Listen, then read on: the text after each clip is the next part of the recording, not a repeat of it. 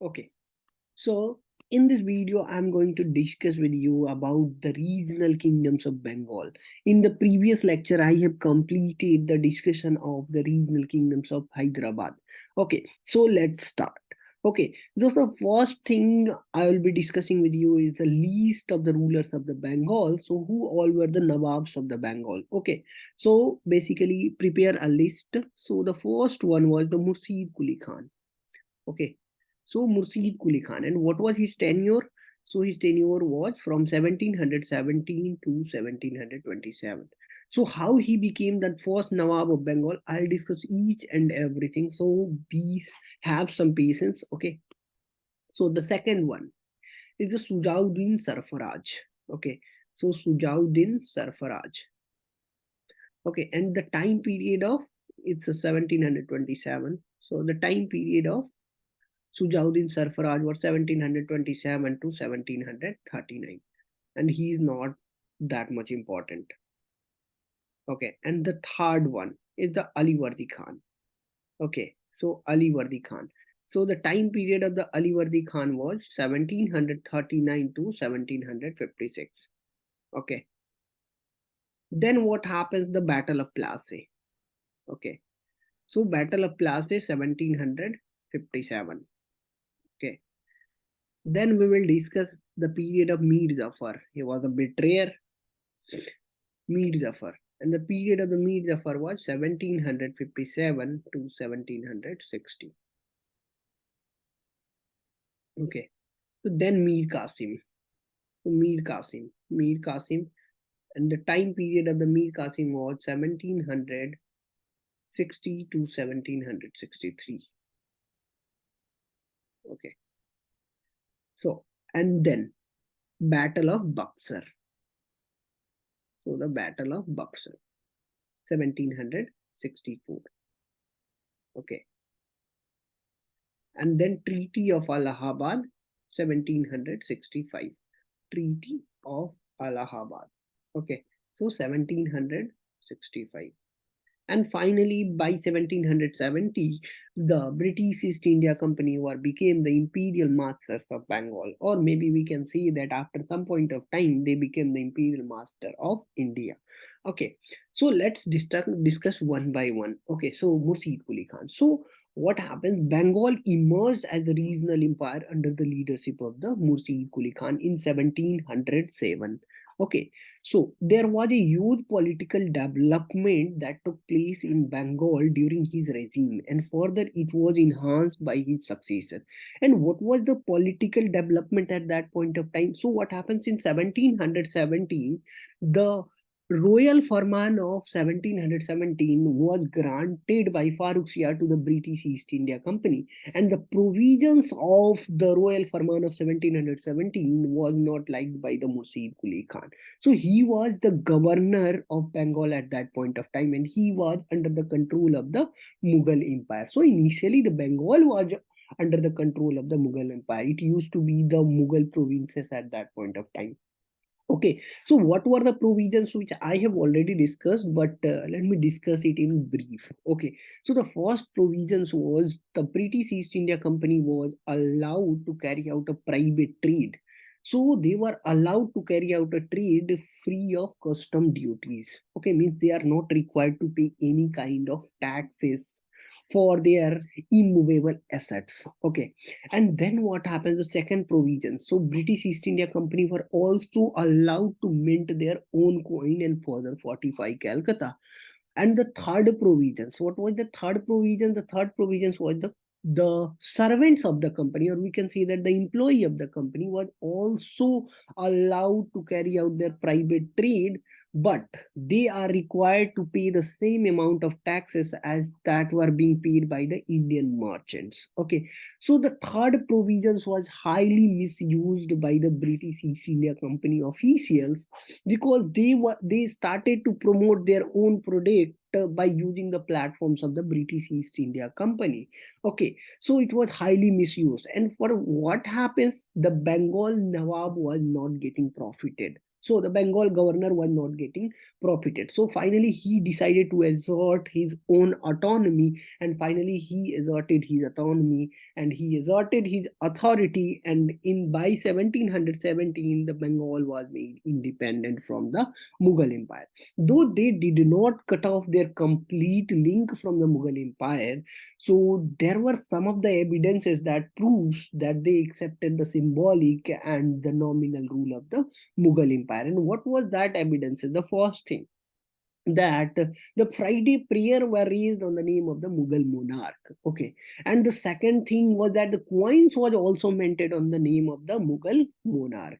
And the third thing, that the some annual attributes were also paid to the Mughal monarch. So who were the Mughal monarchs at that point of time? They were paid some kind of attributes, means some kind of money in the form of attributes, means to make a feel that they have accepted the nominal and the symbolic rule of the Mughal Empire. But what happens? Okay, so political development was this only. Okay, so I have already quoted there was a huge political development in Bengal that took place. Okay, so right now let's discuss about the salient features of the Bengal.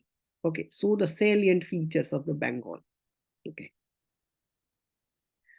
so Bengal became the richest province. Okay. Even in the days of political chaos. Okay. And I have already discussed the political chaos situation. Okay. So Bengal was always a revenue surplus area because of the effective tax collection system introduced by the Murshid Quli Khan. And what was that effective tax collection system? So he started to promote a smaller section of the jamindars at the expense of large number of jamindars. Okay, so he chosen only only few jamindars, and he started to encourage them at the expense of the larger jamindar. So it was easy to manage a small group rather than managing a large group of people. Okay, so it was that. Okay, at the time of his death, finally he died in 1727.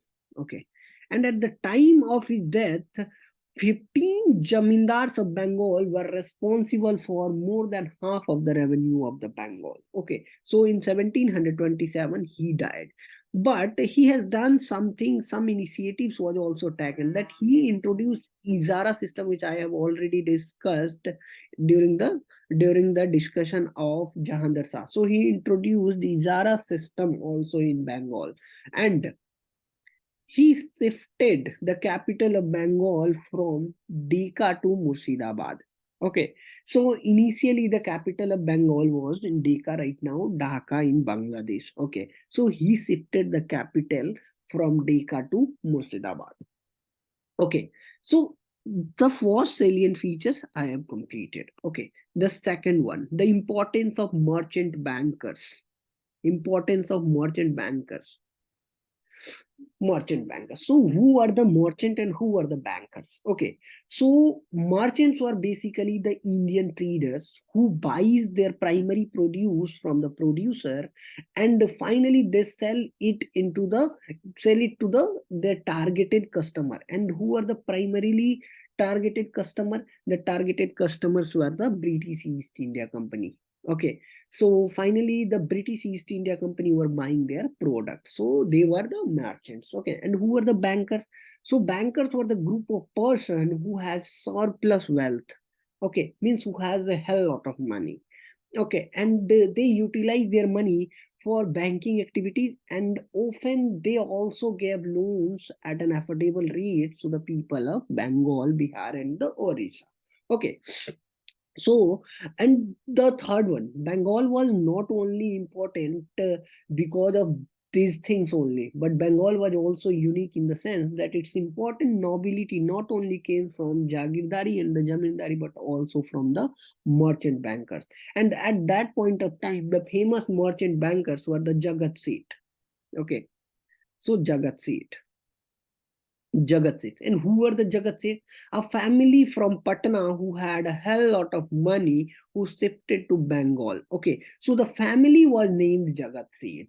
Okay, so what was the important and why Jagat Seths were the important? So Jagat Seth were the most important and the supportive pillar from the trade of Bengal. Okay, they finally what they were giving, they gave loans at an affordable rate to the Jamindar, but many a times to the Mughal Nawab also, and they had the entire control of money circulation in Bengal. Okay, and they often release bill of exchange,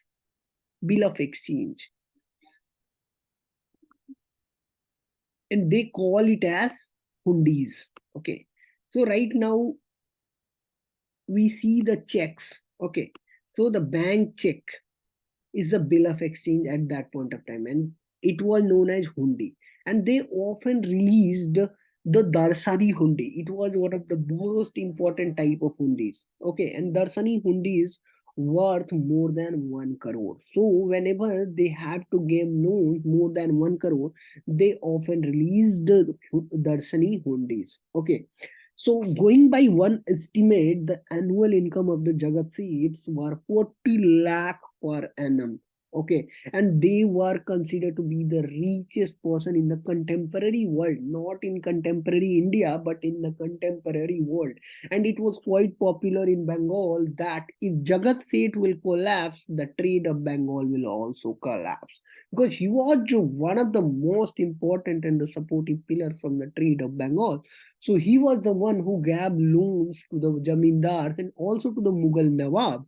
So sometimes what happens, the administration was only in the phase of effectiveness because of the because of the Jagat Seths. Okay, so at that point of time, remember one fact that whenever I am talking about the Bengal, so it include Bihar and Orissa also. Okay, so Bihar and Orissa also. Okay, and Bengal was also the fourth one is the fourth salient features we can see that the Bengal was also suitable for lucrative uh, trade and the political stability. Okay, and moreover we can say that the Bengal was very productive area which further contributed to the richness of Bengal. So these all were the salient features of the Bengal. Okay, and let's discuss the next. Okay, so after Murshid Quli Khan, Sujauddin Sarfaraj, but he is not our matter of concern because he has not done anything that can be remembered. Okay, so let's shift to the let's shift to the Aliwardi Khan, 1739. Aliwardi Khan. Okay, so Aliwardi Khan, 1739 to 1756. Okay. So Aliwardi Khan came to power with the support of Jagat Seths. Okay. But soon, from 1745 onwards, Maratha raided Bihar, Bengal, and Orissa. Okay. So Marathas were popular for their guerrilla warfare, and one of the most important exponent of the guerrilla warfare was the Chhatrapati Shivaji, and after Chhatrapati Shivaji, it was the Baji Rao first. Okay, so what is guerrilla warfare? Okay, so Marathas were popularly known for this. Okay, so guerrilla warfare is a kind of war where they attack the ruler, or their intention and their purpose was only the loot. Okay, so they looted several kothis of Jagat Seths at Patna, Bengal, and in Decca, because Jagat Seths had different kothis at different places. Okay, so in this situation, what happens? Ali Wardi Khan decided to sign an agreement with the Maratha. Okay, so there was an agreement that was signed between Ali Wardi Khan and the Maratha in 1751. Okay, and why that agreement was signed? To stop the Maratha raid. Okay, so what was the terms of the agreement? Okay, so as per the agreement, the Aliwardi Khan agreed to pay 1.2 lakh per annum to the Maratha. Okay, and the second thing was the Orissa was also handed over to the Maratha, but it was for a temporary time period. Okay, So, and finally, Alivardi Khan died in 1756. Okay, so in 1756, Alivardi Khan died. Okay, so after the death of Alivardi Khan, the war of succession started in Bengal. Okay, and who are claiming the throne of the Bengal? The two candidates, or we can say that the two belligerents at that point of time evolved. And who are they? So basically, the first one was the Sirajuddaulah. Sirajuddaulah.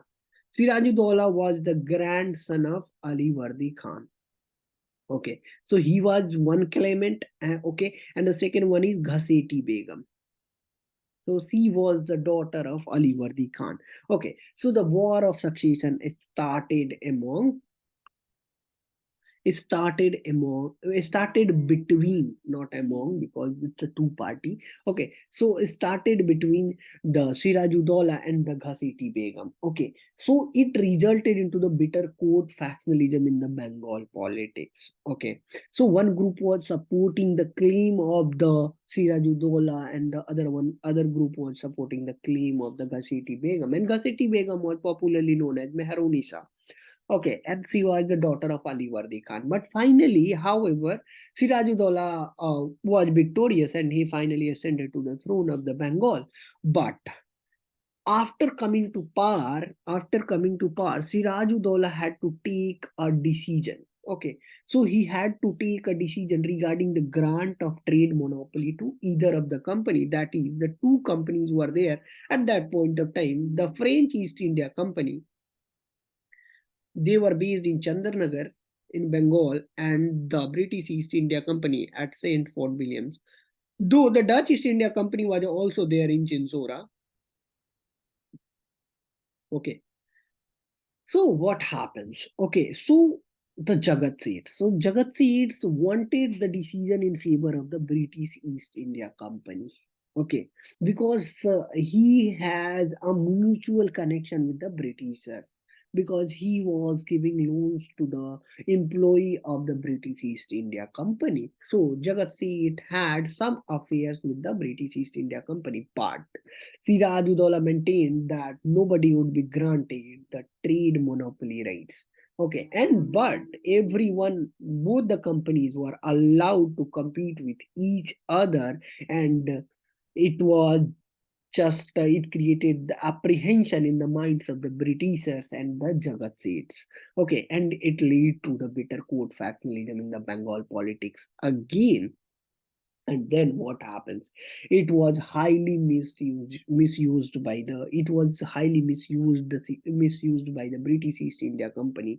So this situation was quite effective for the British East India Company, and Britishers have taken the advantage. Okay, and the huge advantage was taken by the British East India Company, who acquired a strong foothold in the Bengal politics through place plunder.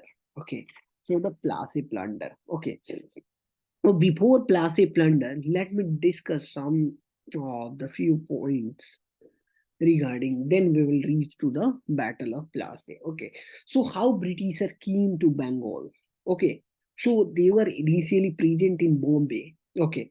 But in 1690, okay, in 1690, Aurangzeb granted the Britisher rightful trade in Bengal for just rupees 3000. Okay, so Aurangzeb granted the Britishers a trade monopoly in an exchange of only 3000 rupees. Okay, and then in 1717, Farooq Siyar granted East India Company to carry out duty-free trade in Bengal. Okay, and I have already mentioned the three provisions of the Royal Farman of the 1717. Let me discuss one other provisions of the Royal Farman of 1717. That British East India Company were also permitted to rent 38 villages around Calcutta, and they were also allowed to use royal mint. But as the governor of Bengal, Murshid Quli Khan, disallowed Britishers the minting rights. Okay, so the it was also the region. The region was already developing for the Battle of Plassey. Okay, so these were the precipitating regions for the Battle of Plassey. So let me discuss the region for the Battle of Plassey.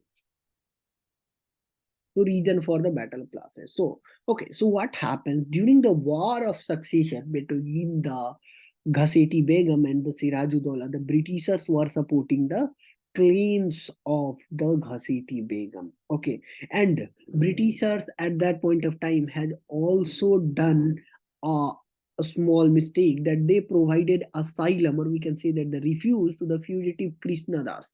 Okay, so Krishna Das, Britishers provided refuge, or we can say that the asylum to the fugitive Krishna Das, means Bhagore ko jaga dena. Okay, Sharan dena. Okay, so Krishna Das was the enemy of the Bengal Nawabs. Okay, and moreover, after the accession of Sirajuddaulah, Britishers did not made any peskas or Najrana to Sirajuddaulah. Okay, so but the French East India Company have made the Najranas. Okay, so Britishers from the initial beginning they were against the Sirajuddaulah. Okay, so and the breaking point came when Britishers anticipated the Anglo-French rivalry. I have already mentioned the three series of Carnatic War. The British East India Company and the French East India Company were embroiled in a bitter war that was called the Carnatic War, and we have discussed from 1740 to 1763. Okay, so, and the famous was the siege of Arcot by Robert Clive. Okay, so Robert Clive was in Madras at that point of time. So breaking point came when Britishers anticipated the Anglo-French rivalry in Bengal, and they started to mount the guns on the walls of the Sanford Williams, and seeing his authority flouted. Okay, seeing his authority flouted. Flouted means ulangan karna. So by seeing his authority flouted, Sirajuddaulah decided to launch an offensive. Basically, they were not paying any heed to the Sirajuddaulah orders. Okay, so Britishers were not paying the heed to the Sirajuddaulah orders. So finally, he decided to launch an offensive, and finally, the Black Hole tragedy happens. Black Hole tragedy. Okay. So what is this black hole tragedy? So on 28th June 1756, 146 British soldiers were stuck in a single room, and the room was very small, that its dimension was 18 cross 14 cross 10. 18 cross 14 cross 10. Okay, so length, breadth, and the height. Okay, so the room was very small. Okay, and so next day when the door was opened, only 26 people survived. Okay, so what happens? Let me share you a story, that in that room there was a single window. Okay, so everybody that were present, every British soldier that were present inside the room, they all wanted to tremble to the window. Okay, so finally, due to suffocation, one more than 100, or we can say that only 26 people survived out of 146. Okay, then what happened? Some of the British officers at that point of time sought the help of Robert Clive from Madras. Okay, so I have already mentioned that Robert Clive was present in Madras, and the siege of Arcot also happened. So at that point of time, it was a time when the second Carnatic War was over.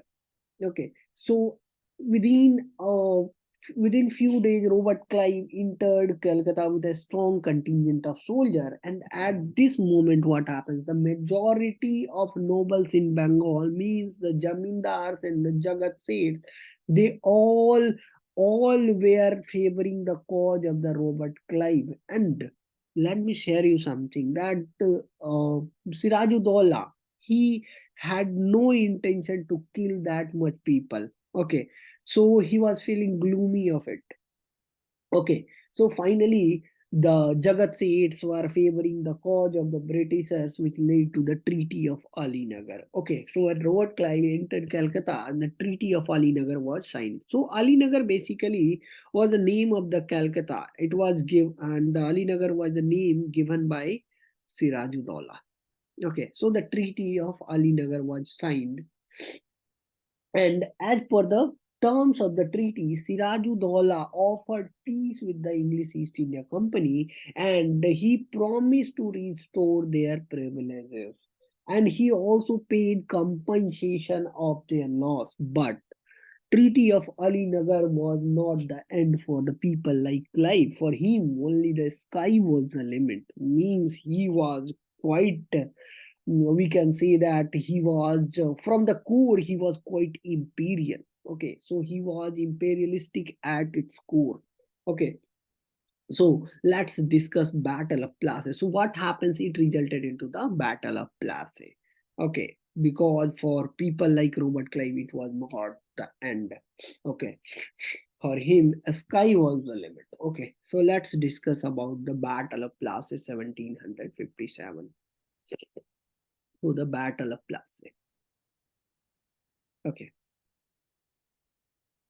so Battle of Plassey. What was there?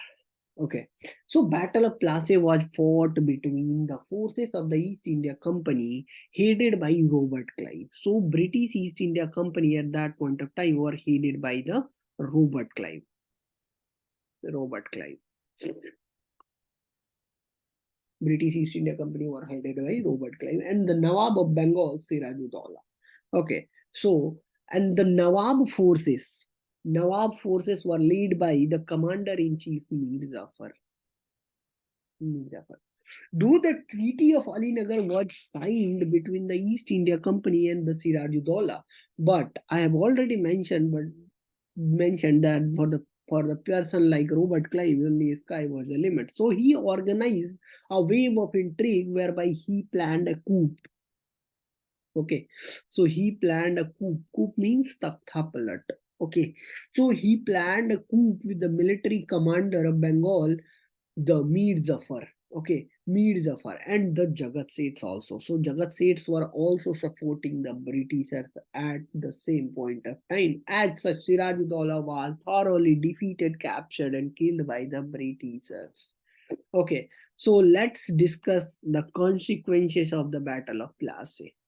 Okay. So what were the consequences of the Battle of Plassey? The first thing, it paved the way for the Britishers to rise in Bengal, and after that they rise across all across India. Okay, and it increased the British prestige in a single stroke. Okay, and the revenue from Bengal enabled Britishers to build a strong army. Okay, means from the Bengal revenue only they can maintain a large army or very strong army. So what happened? 2,75,000 pounds was also paid to the British East India Company as the war indemnity. Okay, so it was also paid as war indemnity. Okay, and Mir Gafar also paid 22.5 lakh rupees in between 1757 to 1760. I'll discuss. I'll discuss Mir Jafar. Okay. And the fourth one is the company also received the Jamindari rights of 24 Pargana district. 24 Pargana district.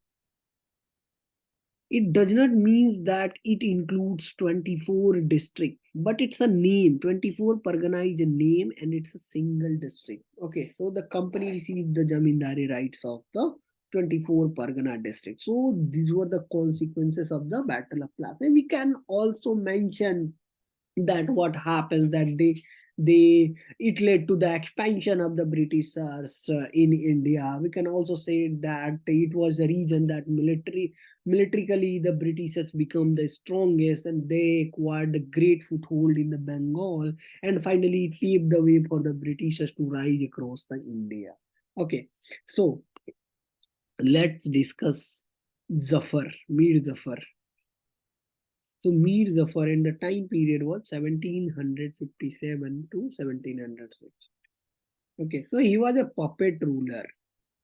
Okay, so Mir Jafar became the Nawab of Bengal with the support of Britishers, and the Jafar's growing dependency on East India Company for military might. Okay, and it was highly misused by the companies to demand more finances and more privileges. What happens? The Bengal Nawab was dependent on the British East India Company for the military support to maintain the military. Okay, means the militarily now the Bengal became so weak that they could not afford their own military. So at that point of time, the military might was provided to the Bengal Nawab by the British East India Company, and it was highly misused by the Britishers, and Britishers were demanding more finances and more privileges. So finally, the Nawab of Bengal, Mir Jafar, decided to take the help of Dutch for military support. Okay, means he decided to flout the British authority and took the help of Dutch East India Company. So finally, Dutch East India Company was also involved in the war. Okay, so but his attempts were thwarted by the British East India Company, and finally he was removed from the power and appointed Mir Qasim as the next Nawab of Bengal. But he has done something very special, that he instigated the Dutch East India Company to attack on the Britishers, and finally the Dutch East India Company attacked on the Britishers in 1759. That led to the Battle of Chinchora, and in that battle Dutch East India Company were thoroughly defeated. Okay, so this was the end of the Mir Jafar. So let's discuss one more important aspect from Bengal, and it was the Mir Qasim. Okay, Mir Qasim. So he was installed to the throne of the Bengal. So he became the next Bengal with the support of the British East India Company. Okay, and as a token of gratitude, he granted the Jamindari rights of three districts of Bengal. And what was that three districts? Bardhaman, Midnapur, and Chittagong. Chittagong is right now in Bangladesh. So Chittagong.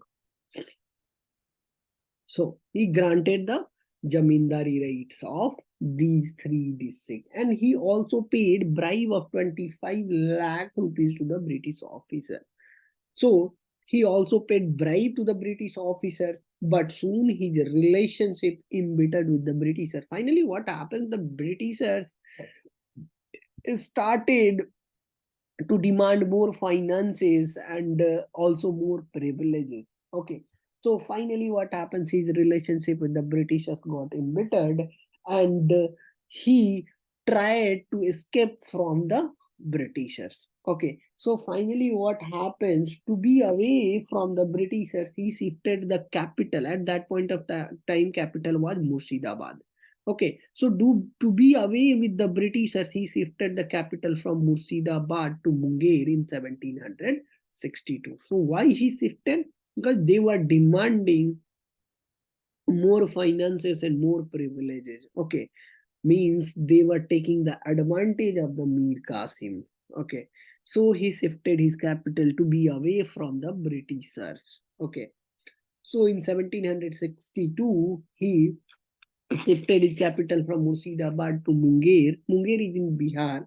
Okay, so from Bihar examination point of view, it is the one of the most important topic. Okay, and finally, he also abolished all the inland duties to bring the Indian merchant on the same footing as the Britishers had. Means he cancelled all the taxes. He freed the taxes. Means the Indian merchants were also allowed to carry out trade without free of custom duty. Means they were not required to pay any kind of taxes, because the British officials were also engaged in the private trade, but they were not paying any kind of taxes. Okay, and it led to the successive battle between the Nawabs and the Britishers. And as such, Nawab fled to Awadh, whereby he formed a great alliance, great grand alliance, we can say, with the Nawab of Awadh, Sujauddaulah. Okay, and at that point of time, Abdali also has exiled the Shah Alam II from the Delhi. Okay, so he was also living in Allahabad. So whereby Mir Qasim formed a great grand alliance with the Sujauddaulah, he was the Nawab of Awadh, and Shah Alam II, the Mughal emperor, and the Mir Qasim. Okay, and it resulted into the Battle of Buxar, 1764. So 1764, the Battle of Buxar. Okay. So the Battle of Buxar was fought between the British East India Company and the Grand Alliance of Mir Qasim Sujauddaulah and the Shah Alam II. Okay, and at that point of time, the British forces were led by Hector Munro. So Hector Munro was leading the British forces at that point of time. But in this battle, the combined army of Grand Alliance was thoroughly defeated due to the technical superiority. Okay, means the Britishers were using the sophisticated weapons at that point of time, and the Grand Alliance were fighting the war with the old guns. Okay, and the old weapons, we can say that. So they were technically more superior than the uh, Bengal Nawab and the Sujauddaulah and the Shah Alam II. Okay, so due to technical superiority, they defeated thoroughly the Grand Alliance, and it led to the Treaty of Allahabad 1765. So, what were the terms of the treaty? So, finally, the Shah Alam II was treated with respect after the defeat also, and the nominal rule of the Mughal Empire continued. And he was also paid 25 lakh rupees as a subsidy and allowed to retain the district of Kura and Allahabad. So Kura and Allahabad were retained by the Shah Alam II. Okay. And in return, Britishers were granted the Diwani right of Bihar, Bengal, and Odisha. Okay. So Treaty of Allahabad was signed between Shah Alam II and the British East India Company. And what is the Diwani right? Okay, so Diwani right is the right to collect revenue from Bihar, Bengal, and Odisha. So now company became Diwan, but the company were not interested in collecting the Diwani right. So they appointed two-person to collect the revenue from Bengal and Bihar. One was the Abdul Raja Khan for Bengal. He was appointed as a Diwan of Bengal, and Sitab Rai for Bihar. Okay. So Britishers were shrugged off from their duties and from their responsibility. Okay. And also, as per the terms of the treaty, an amount of 53 lakh was to be given by the to the Mughal governors in return of Nizamat function. Means what happens when company became Diwan, the dual system of administration was introduced in Bengal by the Robert Clive. Okay, so the Robert Clive introduced the dual system of administration. So what was the dual system of administration? So the dual system of administration was, one is the Diwani right and the other one was the Nizamat function. Okay, Nijamat function means the military function. Okay, so that was the Nijamat function. And right to collect revenue was vested with the British East India Company. And the Nijamat function was the duty of the Bengal Nawab. So finally, this end the regional kingdoms of Bengal. So let's end the lecture here only. And in the next video, we'll discuss about the Mysore. Okay, so let's end it.